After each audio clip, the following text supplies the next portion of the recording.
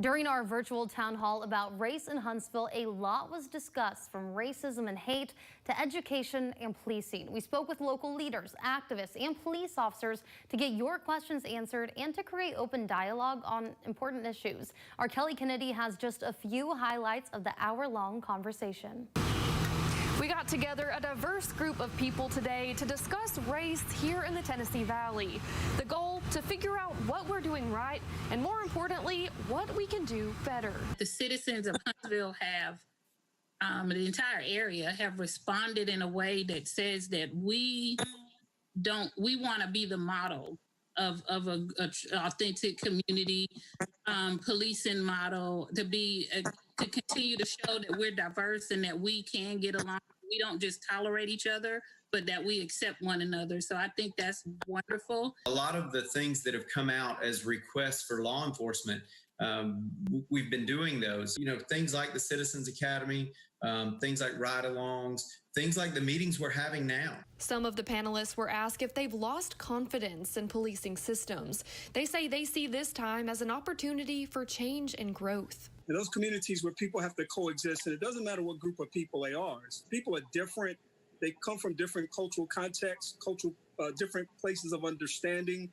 And in the context of those differences, there is tremendous common ground that people can stand on, as well as tremendous opportunity that people can explore. The city of Huntsville is about 30% African American, but the Huntsville Police Department's force is only 16.5% minorities.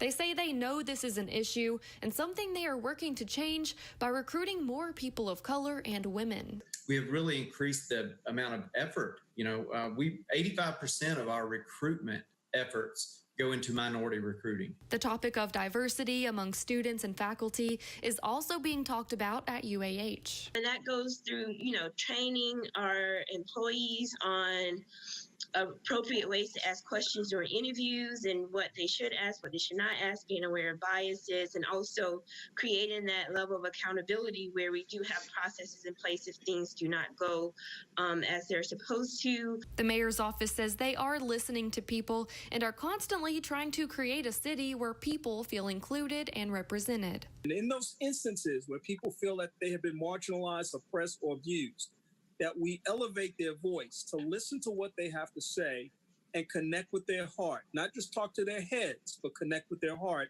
because there's a feeling component involved with all of this. But then once we get past the feelings, we want strategic movement in a positive and productive direction. Putting the Valley first, Kelly Kennedy, WZDX News. A lot of you asked us questions about body cam footage. We will have more on that with the panelists in the second half hour. And you can watch the full virtual town hall meeting on our website. Just go to rocketcitynow.com.